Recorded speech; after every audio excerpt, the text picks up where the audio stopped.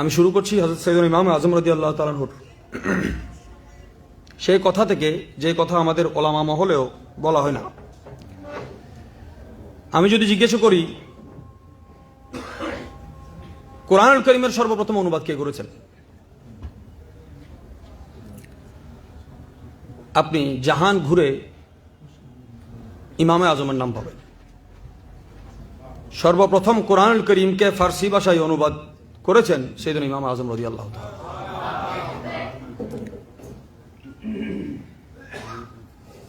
সালমান ফারসি রাদিয়াল্লাহু তাআলা কোরআনকে ফার্সিতে বুঝেছেন, আরবিতে বুঝেছেন, যার জবানে রাসূল করিম সাল্লাল্লাহু আলাইহি ওয়াসাল্লামের হুকুমে আল্লাহ পাকের ইরাদায় সাইয়েদনা জিবরিল আলাইহিস সালাম থুতু দিয়েছিলেন। আমি জানি না আমাদের থুতুর সাথে নূরানি ফেরেশতার থুতু কেউ যদি খেয়াল করে, নূরি ফেরেশতার থুতু নূর, নূরি ফেরেশতার থুতু নূর। এমন একজন ইমামের আমরা অনুসারী যিনি প্রতি রমজান মাসে 61 খতম কোরআনে পাক আদায় করতেন, যার জন্য খানায় কোরআনুল কারীম তিলাওয়াতের যার ধারা, ওলামায়ে কেরাম এটাকে অনেক সময় ওনার ইস্তেমবাদ বা ইস্তেদলালের ভুল হিসেবে বয়ান করেছেন মাসালাগত। কিন্তু আমরা দেখি, যদি জিজ্ঞেস করি দিন কাকে বলে, দিন একটা সফরের নাম যেটা এলমে ফিকা থেকে শুরু হয়, এলমে তাসাউফে অন্ত হয়। যে সমুদ্রের কথা আমার পূর্বে মোহতারাম আলোচক বলেছেন, সমুদ্রের উপরের ঢেউ, তরঙ্গ এবং বাতাস অনুভব করা হচ্ছে ফিকার নাম, এবং এর গভীরতা হচ্ছে এলমে তাসাউফের নাম। আমরা যদি আজকে শুধুমাত্র ইমামে আজমকে একজন মাযহাবের ইমাম হিসেবে ছেড়ে দিই, এটা সবচেয়ে বড় খেয়ানত হবে। ইমামে আজম ওনার জমানা থেকে শুরু করে এই পৃথিবীতে 34টা মাযহাব প্রতিষ্ঠিত হয়েছিল, কিন্তু 34টা মাযহাবে কেটে ছিটে ওই যে উনি বললেন 3-এও নাই 5-এও নাই, 34 থেকে প্রথমের 3 বাদ গেছে, এখন আছে ওহি হোতা है जो मंजूर खुदा होता है। আল্লাহ পাক রব্বুল আলামিনের দরবারের মকবুলিয়ত কেমন ছিল, যে মহান হস্তি খানায়ে কাবার সামনে দাঁড়ালে আল্লাহর হুকুমে দরজা খুলে যেত, যার সালাতুস সালাম পিয়ারা নবীর রওজায়ে পাকে ঢুকলে স্পষ্ট হুজুর সেই সালামের জবাব দিয়েছেন। আমি বলবো না যে ফেরেশতা পৌঁছে দিয়েছেন, আমি এটা বলতে পারি আল্লাহ তাআলা ইমামে আজমকে সেই মকামে পৌঁছিয়েছেন যেখানে মুকাররব ফেরেশতা পৌঁছতে পারে নাই। এটা কথা চ্যালেঞ্জিং মনে হতে পারে। ইমামে আজম অন্য মাযহাবের চেয়ে ভিন্ন কেন? কারণ ইমামে আজম রাদিয়াল্লাহু তাআলা ওনার নাম হচ্ছে নোমান। নোমান মানে মিষ্টি পানি। তৃষিত ব্যক্তিকে জিজ্ঞাসা করেন পানির কদর কতটুকু, এবং তৃষ্ণা মিটানোর জন্য মিষ্টি পানির কদর কতটুকু, এটা মানুষ জানে। আল্লাহর হাবিবের শরীয়তকে, এই শরীয়তের নির্যাসকে মিষ্টি করে মানুষের মুখে মুখে দিয়েছেন ইমামে আজম। শরীয়ত আজকে সবাই অনুসরণ করে। আমি যদি মাযহাবের দলিলের ব্যাপারে অনেক দারুণ দারুণ আলোচনা আছে উনি করেছেন, আমি শুধু একটা শব্দ বলি যেটা আমাকে বিষয় দেওয়া হয়েছে, ফিক, ফা কাফ হা, ফা কাফ হা। ওলামায়ে কেরাম আছেন, আমি ওনাদের খেদমতে পেশ করছি, কিন্তু আপনাদের দৃষ্টি আকর্ষণ করছি। ফা কাফ হা এটার অর্থ হচ্ছে ফেরাসত, একটা ফেরাসত, একটা ফরাসত। শুধু বুঝা নয়, হুকমে ইলাহিকে বুঝার নাম, আমরে ইলাহিকে বুঝার নাম, আল্লাহর আদেশ নিষেধকে বুঝার নাম হচ্ছে ফিকা, আর আল্লাহর মর্জিকে বুঝার নাম হচ্ছে তাসাউফ। ইমামে আজম কি শুধুমাত্র আমর নাহির মধ্যে ছিলেন, নাকি রেজায়ে ইলাহি পর্যন্ত পৌঁছেছেন? তাইলে আমি যদি এতটুকু শুধু ইমামত, উসুলি ইমামতের মধ্যে ওনাকে ছেড়ে দিই, যে শরঈ মাসালা ইস্তেমবাদ করার জন্য ইমামে আজম, ইমামে শাফি রহমতুল্লাহ লিখেছেন, কিন্তু আবিষ্কারক সেদিন ইমামে আজম, যার যেই শকরটা ইমামে আজমের বারংবার তিনি আদায় করেছেন। সেদিন ইমামে আজম রাদিয়াল্লাহু তাআলা, আসমানের সৌন্দর্য হচ্ছে তারকা, সাহাবী, নায়েবে রাসূল, খলিফা, আলেম, এই চারটার এমন একটা সম্পর্ক এখানে আছে যে আমার পেয়ারা নবীজি ইরশাদ করছেন, আসহাবি কান নুজুম, আসমানি নক্ষত্রের সাথে এই জমিনের নক্ষত্রের তুলনা করা হয়েছে। কারণ এক নক্ষত্রের মধ্যে 3টা জিনিস পাওয়া যায়, বলে এই নক্ষত্র আসমানের সৌন্দর্য, ওলামায়ে কেরাম এই জমিনের সৌন্দর্য। রুজুমান লিশ-শাইতান, শয়তানের জন্য, শয়তানকে শাইস্তা করার জন্য এই আসমানের তারকা রাখা হয়েছে। জমিনের বুকে ওলামায়ে রব্বানি হক্কানি শয়তান এবং গোমরা ব্যক্তির জন্য বড় ভয়ানক এবং সবসময় হুমকি। তৃতীয়, মানুষ যখন পথ হারায় সমুদ্রে, এই তারকারাজি পথ দেখায়। জমিনের বুকে ওলামায়ে কেরাম সেই তারার ভূমিকা পালন করে। আমরা যখন গণহারে এজমালি ভাবে আলেমের ফজিলত হিসেবে এগুলো বয়ান করি, কারো দ্বিমত থাকে না।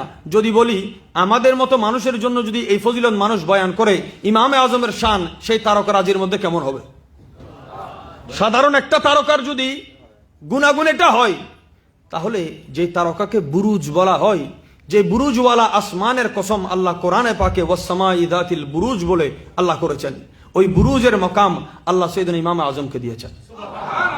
ইমামে আজমের ফতোয়া দামি হয়েছে এই জন্য, ওনার ফতোয়া ওনার ছিল না। সিনাটা ইমামে আজমের ছিল, এলমটা ইমামে জাফর সাদিকের ছিল। ওনার কলমটা কলমে আহলে বাইত ছিল, যে কলমে ফতোয়ার মোহর ছিল, মোহরে নবুয়তের জলওয়া। সাইয়েদনা ইমামে আজম রাদিয়াল্লাহু তাআলা এই ইলমে ফিকাহকে তিনি আবিষ্কার করেন নাই, তিনি প্রচার করেছেন। ফিকাহ তিনি আবিষ্কার করলে বেদাতে পৌঁছত। এই ফিকাহ তিনি নিয়েছিলেন হযরত হাম্মাদ থেকে, তিনি নিয়েছেন হযরত ইব্রাহিম নখী থেকে, তিনি নিয়েছেন হযরত আব্দুল্লাহ ইবনে মাসউদ রাদিয়াল্লাহু তাআলা থেকে। সাহেবুন নিআল যাকে বলা হয়, তিনি নিয়েছিলেন মাওলা আলী থেকে, মাওলা আলী সিনায়ে মুস্তাফা থেকে নিয়েছেন। আজকে কেন আমরা এই নামগুলোকে উল্লেখ করছি না? আমরা যদি হাদিস বরাতে সনদকে গুরুত্ব দিই, ওনাদের ইলমি এবং ফয়েজের সনদটা আমরা উল্লেখ করছি না কেন? আমরা যে মিডিয়ার কথা তিনি বলেছেন, এটা যথার্থ বলেছেন। আমি এখানে আসার পিছনে কয়েকটা কারণ আছে। কারণ আমাদের সুন্নিদের আয়োজনগুলো হচ্ছে খুব মাল্টিপল। মনে করেন আমি এক গ্রুপের মাহফিল আসলে মঞ্চে যারা বসবেন তারা আলোচনা শুনবেন না, কিন্তু আমার এই আলোচনা বি গ্রুপ শুনবে। এটা একটা আমাদের মঞ্চের কারামত। আমরা সবসময় একসাথে বসলে আলোচনা শুনতে পারি না, কিন্তু মোকাবেলায় হলে আমরা একটা শব্দ বাদ দিই না। এটাকে কিভাবে পচানো যায়, কিভাবে শাসানো যায়, এই সব কিছুর সলিকা। এবং আমার মনে হয় আগে তো আমরা জানতাম যে সব যন্ত্রের আপডেট থাকবে, ষড়যন্ত্রের আপডেট নাই, কিন্তু গত 2 বছর ধরে আমরা দেখতেছি ষড়যন্ত্র আপডেটের পথে পৌঁছে গেছে। সময় কম, আর নাইলে আমি বিস্তারিত বলতাম। আমি এখন কমই কথা বলি, কারণ আমার কথা থেকে এখন জনগণ থেকে সরকার পর্যন্ত কেউ রেহাই পাচ্ছে না, এই জন্য আমি কোথাও যাই না। আমরা ইমামে আজমের আদর্শ দেখেছি। চিফ জাস্টিস তিনি ছিলেন হযরত ইমাম আবু ইউসুফ রহমতুল্লাহ আলাইহি, কাজীউল কুজ্জাত যাকে বলা হতো, যার সারা জিন্দেগির লেখাপড়ার খরচ বহন করেছেন ইমামে আজম। আমি যদি বলি তিনি শুধু ওস্তাদ, ভুল হবে। একটা ওস্তাদ, একটা ওস্তাদ, দুইটার মধ্যে দুই ফরক আছে। ওস্তাদের ফরক আলাদা, ওস্তাদের ফরক আলাদা। ইমাম আজম ইমাম আবু ইউসুফ রহমতুল্লাহের ওস্তাদও ছিলেন, ওস্তাদও ছিলেন। যে ফা কাফ হা ফিকা, আমি যদি বরাবর এটাকে নকশ করে দিই, উল্টিয়ে দিই, হা, এই হা কাফ ফা, এটার অর্থ হয়ে যাবে খাবারের প্রতি খাহিসাতকে কমিয়ে ফেলা। ইলমে ফিকা অর্জন করার জন্য ক্ষুধাকে নিয়ন্ত্রণ করতে হবে, ক্ষুধাকে। তৃতীয় নাম্বার, যদি আমি কাফকে আগে আনি, কাফ ফা হা, মূল ধাতু থেকে যদি আমি আল ইক্তেফা এখান থেকে মানা আখজ করি, তখন অর্থ হবে কারো নকশে কদমে চলা। মাযহাবের জন্য ফিকা শব্দটাই মাযহাবের দলিল। আপনি ফিকা মানেন কিনা বলেন? ফিকা যদি মানেন, এই ফিকার মধ্যে মাযহাব আছে, ফিকার মধ্যে কানাত আছে, ফিকার মধ্যে কম খুরদান কম গুফতান সবকিছুকে ইমামে আজম এনেছেন। সাইয়েদনা ইমামে আজম রাদিয়াল্লাহু তাআলা আনহু। আখেরি কথা বলে শেষ করছি, অনেক ওলামায়ে কেরাম আছেন। এই হিন্দুস্তানের সর্বপ্রথম মসলকের নাম কি? মসলক ইমামে আজম। কষ্ট হলে সুবহানাল্লাহ বলিয়েন না। হিন্দুস্তানের সর্বপ্রথম একাডেমিক প্রতিষ্ঠিত মসলকের নাম মসলকে ইমামে আজম। এই মসলকে সবচেয়ে বেশি খেদমত কারা করেছেন? শাহ ওলিউল্লাহ মুহাদ্দিস দেহলভির নাম সবাই জানে, কিন্তু সুফি ঘরানার এক বুজুর্গ আছেন যিনি শাহ ওলিউল্লাহ মুহাদ্দিস দেহলভি রহমতুল্লাহকে জবাব দিয়েছেন, যে জবাব এখনো কেউ ওনার পক্ষ হয়েও দিতে পারে নাই। হযরতে মুহিব্বুন নবী ফখরে পাক হুজুর মাহবুবিল্লাহের সিলসিলার ফখরুদ্দিন চিশতি রহমতুল্লাহ আলাইহি আকাইদে নিজামিয়াতে 1134 হিজরি 1100 শতাব্দীতে এই হিন্দুস্তানের ইতিহাস আপনি দেখেন, হানাফি হলে সিলসিলায়ে চিশতিয়ার অবদান আপনাকে এখানে স্বীকার করতে হবে। সৈয়দনা খ্বাজা গরিব নওয়াজ রহমতুল্লাহ আলাইহি হানাফি মাযহাবকে এখানে প্রতিষ্ঠিত করেছেন। ওনার আগে দাতা গঞ্জে বখশ আলী হজবরি প্রতিষ্ঠিত করেছেন। গঞ্জে বখশ ফৈজা আলম মজহরে নূরে খুদা, এগুলো শুধু শায়েরির কথা নয়। যিনি হযরতে দাতা গঞ্জে বখশ আলী হজবরি রহমতুল্লাহ আলাইহি সিরিয়াতে এক মাজারে ঘুমাচ্ছিলেন। কোথায়? মাজারটা মুয়াজ্জিনে রাসূল সাইয়েদনা বেলাল রাদিয়াল্লাহু তাআলা। তিনি বলছেন, আমি সাইয়েদনা বেলাল রাদিয়াল্লাহু তাআলা ওর মাথা মুবারকের দিকে ঘুমাচ্ছি। হঠাৎ আমি দেখতে পাচ্ছি খানায়ে কাবার চত্বরে পেয়ারা রাসূল রহমতে দো আলম, আমার পেয়ারা নবীজি একজন বয়স্ক মানুষকে এমন ভাবে আদর করছেন যেমন দাদা নাতিকে আদর করে, একটা শিশু বাচ্চাকে আদর করে। আমি জিজ্ঞাসা করলাম, আমি গিয়ে রসুল পাকের নুরানি কদমে চুম্বন করলাম। আরশ ছোঁয়ার চাইতে, আরশে চুম্বন করার চাইতে কদমে রসুলের ঠোঁট লাগাটা আফজল আফজল আফজল। আল্লাহু আকবার, ইয়া রাসূলুল্লাহ, ইয়া গৌসাল মুসলিম। দেখেন সাইয়েদনা ইমাম আজম রাদিয়াল্লাহু তাআলা শাহমান দাতা গঞ্জে বখশ আলী হজবরি রহমতুল্লাহ আলাইহি নবীজির কদম মোবারকে কদম বুঝি করলেন। আমরা বর্তমান অনেক কারামত শুনি বিভিন্ন দলের আমিরের, তারা স্বপ্নের মধ্যে হুজুরের সাথে বেয়াদবি করে। আমি বলি এরা তো ঘুমে জাগরণে বেয়াদব, ন্যাশনাল ইন্টারন্যাশনাল বেয়াদব, জাতীয় পর্যায়ের বেয়াদব, কেউ আঞ্চলিক, কেউ জাতীয়, কেউ আন্তর্জাতিক বেয়াদব, কেউ বাংলায় বেয়াদবি করে, কেউ ইংরেজিতে। আমি আমাদের এক হুজুরকে জিজ্ঞাসা করেছিলাম, হুজুর আরবিতে গালি দিলে কোনো গুনাহ আছে কিনা? যে গালি একটাকে আমি ভাষান্তর করে আরবিতে দিয়ে দিলাম। গালি তো সব ভাষায়। আজকে রাখাল রাহার বিরুদ্ধে আপনারা নামছেন, আমি বারংবার বলি, এগুলো বলতে বলতে হয় না, সব গন্ডারের চামড়া হয়ে গেছি আমরা। অনুভূতি শূন্য প্রাণ, আমাদের দেহে নয় প্রাণেও আমাদের অনুভূতি নাই। এই যে আজকে ওনারা দলসুর ফিক করেছেন, ফিক শব্দটা যদি আপনি দেখেন, তিনটা গুল, ফাও গোল, কাফও গোল, হাও কেন গোল? এলমে ফিকাতে তিনটা জিনিস আছে। এই জ্ঞান অর্জন করলে আকল নূর হয়ে যায়, এই জ্ঞান অর্জন করলে কলব নূর হয়ে যায়, এই জ্ঞান অর্জন করলে রূহ নূরানি হয়ে যায়। কেউ বলতে পারেন আকল তো নূর, রূহ তো নূর। আমি নূর, এটা নূরুন আলা নূর। সরকার দু আলমের শরীয়ত এটা নূরুল আনওয়ার, শুধু নূর নয়।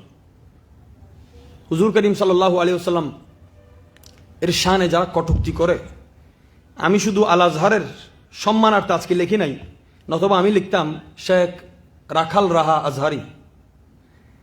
নাস্তিক যখন বেয়াদবি করে তার যেই হুকুম, মুসলমান বেয়াদবি করলে তার হুকুম আরো কঠোর হবে।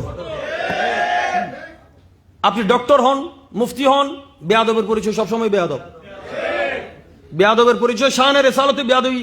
বেয়াদবদের বিরুদ্ধে আজকে বাইতুল মোকাররমের কথা বলছেন আমাদের বাংলাদেশের নামি দামি একজন আলোচক। শানের রেসালতের পক্ষে ওনারা দাঁড়িয়েছেন, কিন্তু স্লোগানের মধ্যে নারায়ে রিসালত নাই। তো আমরা কিভাবে বিশ্বাস করতে পারবো আপনি আজমতে মুস্তাফা নামুসের রেসালতের জন্য নেমেছেন এখানে? আপনারা জাতিকে ধোকা দেওয়া বন্ধ করেন। আবু তোহা আদনান থেকে শুরু করে, আদনানের দন্তিয়ান্ন শেষেরটা পড়ে গেছে, এটা আদানা হয়ে গেছে। কি হয়ে গেছে? মিজানের ওজন কমে গেছে, মিজানের ওজন কমে গেছে। আমি আপনাদের প্রোগ্রাম নষ্ট করব না, এই জন্য আগেই বলেছি আমি খুব কম যাই। আমাদের সর্বাঙ্গে ঘা হয়েছে, আমরা চিকিৎসা করার কোত্থেকে শুরু করব বুঝতে পারছি না। আমরা এলমে ফিকাকে পেয়েছি যাদের বদান্যতায়, ওনাদের নুরানি এলমি ময়দানে, এলমি কদমে আমাদের শকরের নজরান আমরা রেখেছি। আল্লাহ ওনাদের যথার্থ অনুসারী হিসেবে আমাদেরকে কবুল করুক।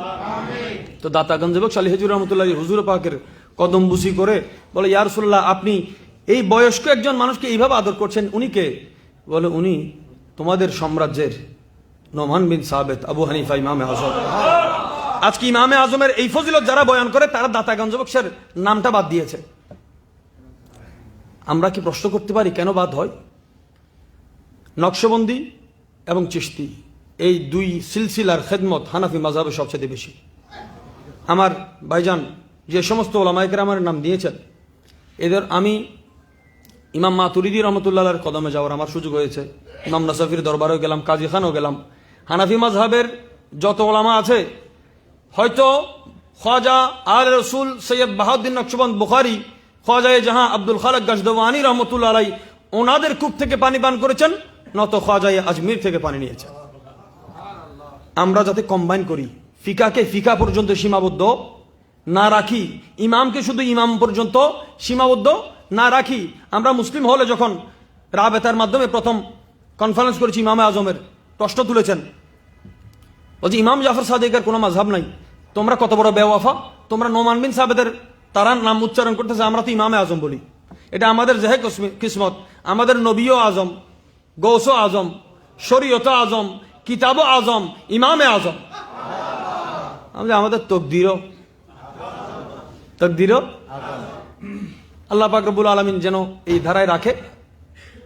অপ্রাসঙ্গিকভাবে আরেকটা বিষয় বলে আমি শেষ করছি। আমাদের মার্চ এপ্রিল বড় ভয়ঙ্কর বাংলাদেশের জন্য, যেহেতু আজকের আয়োজনের সাথে রাজনৈতিক একটা সিলসিলারও এখানে সম্পর্ক আছে। আমাদের প্রত্যেকটা প্রোগ্রামে কোনো না কোনো দৃষ্টিকোণ থেকে এক ধরনের সমালোচনার ঝড় উঠে। তো আমরা চিন্তা করছি, আমি বিশেষ করে তরুণদের দৃষ্টি আকর্ষণ করছি, সামনে থেকে একটা প্রোগ্রাম করতে হবে, সমালোচনার প্রোগ্রাম, সমালোচনা শীর্ষক সেমিনার, যাতে সবাইকে এক ফ্লোরে বসিয়ে আমরা শুনতে পারবো।